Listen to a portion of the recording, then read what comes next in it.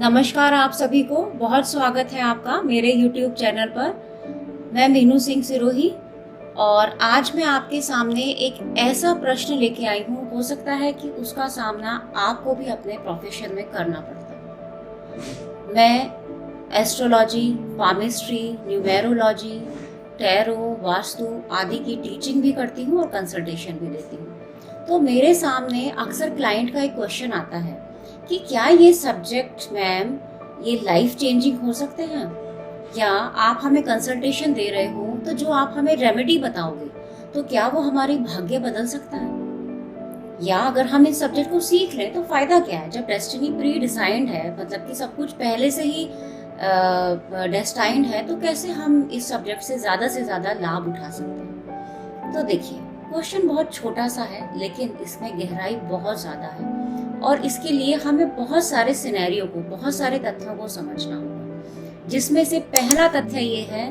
कि भाग्य और कर्म दोनों एक दूसरे के पूरक हैं। और इसको, क्योंकि मुझे पामिस्ट्री भी आती है, तो मैं इस सब्जेक्ट को बहुत अच्छे से आपको बता सकती हूँ, या मैं कहूँगी कि मेरे गुरु ने शायद मुझे बहुत अच्छे से समझाया होगा और मैंने पुस्तकों से बहुत अच्छे से सीखा होगा। हमारे दोनों हाथ हैं, है ना। पहली बात तो ये मिथ अपने दिमाग से हम निकाल देंगे कि हमें एक हाथ देखना चाहिए। नहीं, हमारे दोनों हाथ हमारे ही हैं, तो हम दोनों हाथ देखेंगे। एक होता है हमारा भाग्य का हाथ। भाग्य का हाथ मतलब जो हमारा डेस्टिनी हैंड जिसको बोलते हैं, जो हम लेके आए हैं अपने साथ। दूसरा होता है मेरे कर्मों का हाथ, जो कि मेरे थॉट प्रोसेस से चलता है। इससे पता चलता है कि मेरे भाग्य और मेरा कर्म एक दूसरे से अलग नहीं है।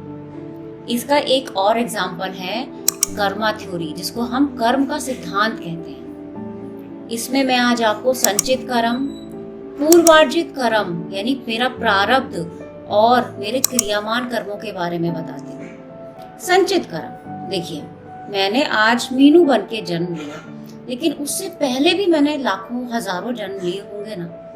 और आप ये भी जानते हैं कि हर जन्म में हम कोई ना कोई काम करते ही हैं। बिना कर्म के तो आप एक सेकंड भी नहीं रह सकते। सोचते भी हैं, समझते भी हैं, चीजों को बोलते भी हैं, इवन सांस तो लेते हैं ना, कुछ तो हम करते ही हैं। उन सभी कर्मों का कोई ना कोई फल जरूर होता है, क्योंकि गीता में कहा गया है कि हर कर्म का कोई ना कोई फल आपको मिलेगा ही मिलेगा। फल अच्छा बुरा डिपेंड करता है आपके कर्मों के। तो कोई ना कोई फल तो हमें भी मिला होगा ना। पहले जितने भी हमने कर्म किए होंगे उनके फल इकट्ठा होते हो सकता है मुझे कुछ फल उसमें से अब के जन्म में मिले, कुछ हो सकता है आगे वाले जन्मों में मिले। जरूरी नहीं है कि आज जो मैं ये कर्म कर रही हूँ इसका फल मुझे अभी मिल जाए। हो सकता है इस जन्म में 10 साल बाद मिले या आगे आने वाले जन्मों में मिले। इसी तरह जो मेरे संचित कर्म थे उनका फल भी मुझे कुछ इस जन्म में मैं प्रारब्ध के रूप में लेके आई हूँ। सेकंड नंबर पे आता है मेरा प्रारब्ध। आपने अक्सर सुना होगा, भाई इन्होंने कुछ किया नहीं लाइफ में, फिर भी इनकी लाइफ बड़ी मजेदार है, मतलब इन्हें बैठे बिठाए सब कुछ मिल रहा है। वो होता है मेरे प्रारब्ध, क्योंकि मैंने पहले ऐसे अच्छे कर्म किए होंगे ना। प्रारब्ध से आज मैं इस जन्म में आई हूँ और यहाँ पे मैं करूंगी मेरे क्रियामान कर्म, जो मेरे तीसरे वाले कर्म है ना। पहला संचित, फिर प्रारब्ध और फिर क्रियामान।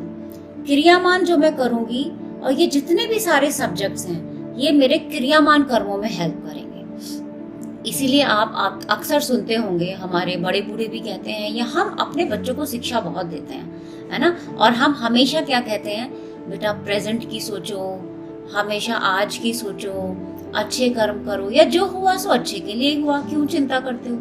हम ऐसी बात हमेशा करते हैं। क्यों करते हैं? ताकि हम प्रेजेंट में जिए, अपने आज के कर्म पर फोकस करें, क्योंकि ये जो आज का कर्म है ना, क्रियामान, ये जाके उसी संचित में मिलेगा, उसी संचित से फिर प्रारब्ध बनेगा, और प्रारब्ध से फिर यही मेरा चक्रव्यूह चलता रहेगा, ऐसे ही जन्मों जन्मों तक ऐसे ही चक्रव्यूह चलता रहेगा। क्यों? अब आप कहोगे फिर मोक्ष कब मिलेगा? मोक्ष तब मिलेगा जब हम निष्काम कर्म करेंगे, जब हमारे मन में बिना किसी स्वार्थ के, बिना किसी इच्छा के कर्म होना स्टार्ट हो जाएगा। इसीलिए गीता में लिखा गया है निष्काम कर्म करो, फल की इच्छा मत करो। वो इसीलिए तो कहा गया है। अब देखिए क्या होता है, ये जितने भी सब्जेक्ट्स होते हैं ना, ये मैंने आपको बताया कि कर्म और कर्म से ही हमारा भाग्य बना। यानी आज जो मैं हूँ हो सकता है वो मैंने ही पहले कभी डिसाइड किया हो कि मुझे इस जन्म में ये बनना है, ये सीखना है। तो भगवान ने मुझे वही लाइन दी, और उसी में जो संघर्ष होता है ना, उसको हम अपना ये नहीं समझते हैं हम कि भाई हमें ये लाइफ दी जा रही है, नहीं, हम उसे संघर्ष मान लेते हैं कि बहुत बुरा हो रहा है मेरे साथ, तो बहुत ज्यादा बुरा हो रहा है। लेकिन जो कुछ है ये मेरी ही तो चॉइस है, इसे मुझे अपनाना कैसे है। ये सब्जेक्ट्स मेरी इसमें हेल्प करते हैं। डेस्टिनी चेंज नहीं करेगा कोई भी सब्जेक्ट आपकी, और पूर्वार्जित कर्मों से जो आप लेके आए हो ना, वो तो कोई भी रेमेडी चेंज नहीं कर सकती। हाँ, आपका पर्सपेक्टिव जरूर चेंज कर सकती है। आपको पता है कि 2 साल बाद मेरी दशा बड़ी खराब आने वाली है, मुझे तो बहुत सारे हेल्थ इश्यूज होने वाले हैं भाई, तो मैं क्या करूं आज? क्या मैं सर पकड़ के बैठ जाऊं कि भाई मेरे को तो बहुत सारे हेल्थ इश्यू होने वाले हैं, मैं तो कुछ नहीं कर सकती? नहीं, हम क्या करेंगे, हम आज से ही उसका ट्रीटमेंट शुरू करेंगे। अगर मुझे पता है कि 2 साल बाद मेरी फाइनेंसेस की कंडीशन ऐसी होगी, तो क्यों ना मैं आज से ही अपनी सेविंग स्टार्ट कर दूं। अगर मैं सेविंग स्टार्ट करती हूँ तो डेस्टिनी चेंज नहीं होगी मेरी आगे 2 साल बाद, वो रहेगा, वो जो इफेक्ट है वो आपको दिखाई देगा। लेकिन क्योंकि मैंने अपने आज को बेटर बनाया और आगे वाले भविष्य को बेटर बनाने के लिए आज से प्रयास किया, तो हो सकता है उसका इफेक्ट मुझे कम नजर आए, उस बुरे समय का इफेक्ट मेरे ऊपर कम है। तो ये जो सारे सब्जेक्ट्स हैं, ये कहाँ मेरी हेल्प करेंगे? मेरी डेस्टिनी तक जो जाने का रास्ता होगा ना, वो आसान बन जाएगा, और मेरा उस रास्ते में जो प्रॉब्लम आएंगी उसके लिए जो मेरा रिएक्शन होगा, वो रिएक्शन को ये मेंटेन करेंगे। आप ये कह सकते हो कि बैलेंस बनाएंगे ये मेरी लाइफ में। एक एग्जांपल और मैं देना चाहूंगी आपको यहाँ पे। सपोज किसी फैमिली में किसी की डेथ हो जाती है, बहुत प्रॉब्लम आ जाती है, या कोई और ऐसा ड्रास्टिक क्या कहते हैं, कोई ऐसा चेंज होता है जिससे सब परेशान है। अब फैमिली में 3-4 मेंबर हैं, एक मेंबर उसी चीज को बड़े डिप्रेस्ड होके लेगा, वो सोचेगा कि पता नहीं क्या परेशानी आ गई, हम कैसे निकलेंगे इससे बाहर। दूसरा जो पर्सन होगा उसी फैमिली का, वो बड़ा पॉजिटिव वे में सोचेगा। चेंज कोई नहीं चेंज कर सका, हो सकता है किसी की डेथ हो गई, उसको किसी ने नहीं बदला, लेकिन रिएक्शन को चेंज किया। ये जो रिएक्शन है ना, यही हमारा ये सब्जेक्ट हेल्प करता है हमारी इस रिएक्शन को देने में, पर्सपेक्टिव को समझने में, नजरिए को बदलने में। ये सब्जेक्ट हमारी हेल्प करता है। अगर हम समझें कि मेरे घर में किसी को बड़ा गुस्सा आता है, बड़े प्रैक्टिकल हैं। अब देखो, प्रैक्टिकल इंसान होगा, दूर की सोचेगा, तो थोड़ा गुस्सा भी होगा, क्योंकि 1 नंबर वाले में, 3 नंबर वाले में थोड़ा गुस्सा होता है, क्योंकि वो दूर की सोचते हैं, काफी दूर की सोच के उनके फैसले होते हैं, इसलिए थोड़ा गुस्सा होता है। मुझे पता है न्यूमेरोलॉजी के थ्रू कि उनके ग्रिड में नंबर 1 है, या 2 बार 1 है तो और ज्यादा गुस्सा है, या रूट और डेस्टिनी 1 है तो ज्यादा गुस्सा है। तो अब मैं क्या करूंगी? मैं हमेशा, मेरा जो सब्जेक्ट होगा ना न्यूमेरोलॉजी, वो यहाँ मेरी हेल्प करेगा कि भाई जब उनको ऐसा गुस्सा है ना, तो आप थोड़े शांत हो जाओ। अगर आप शांत हो जाओगे तो इनडायरेक्टली हो सकता है आपकी मैरिड लाइफ बच जाए। डायरेक्टली इफेक्ट नहीं करते हैं ये सब्जेक्ट, इनडायरेक्टली ये आपको इफेक्ट करेंगे, और आप देखेंगे कि आपकी लाइफ में कैसे धीरे धीरे चेंजेस आ रहे हैं। थोड़ा सा समझ के देखिए, और थोड़ा सा अगर कहीं पे भी कोई भी प्रॉब्लम है आपको, तो आप उस सब्जेक्ट को खुद क्यों नहीं सीखते हैं? कितना कोर्स होता है, 2 महीना, 3 महीना, 4 महीना, 6 महीना, है ना? आप सीखेंगे तो आप अंधविश्वास से भी दूर रहेंगे।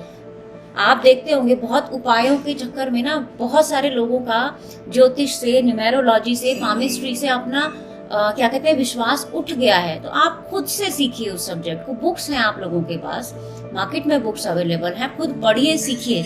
मैं ये नहीं कह रही हूँ कि मैं ही सिखाती हूँ, मैं भी सिखाती हूँ और बाकी लोग भी सिखाते हैं।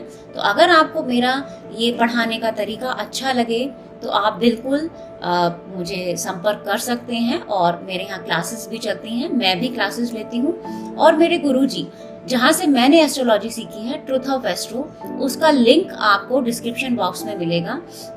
ट्रूथ ऑफ एस्ट्रो में आप संपर्क कर सकते हैं। मैं और मेरे गुरुजी हर तरह की टीचिंग, ऑकल्ट साइंसेस से रिलेटेड ऑलमोस्ट सारे सब्जेक्ट्सों की पढ़ाई वहाँ पे कराई जाती है, और कंसल्टेशन भी अगर आप चाहते हैं तो आप कॉन्टेक्ट कर सकते हैं।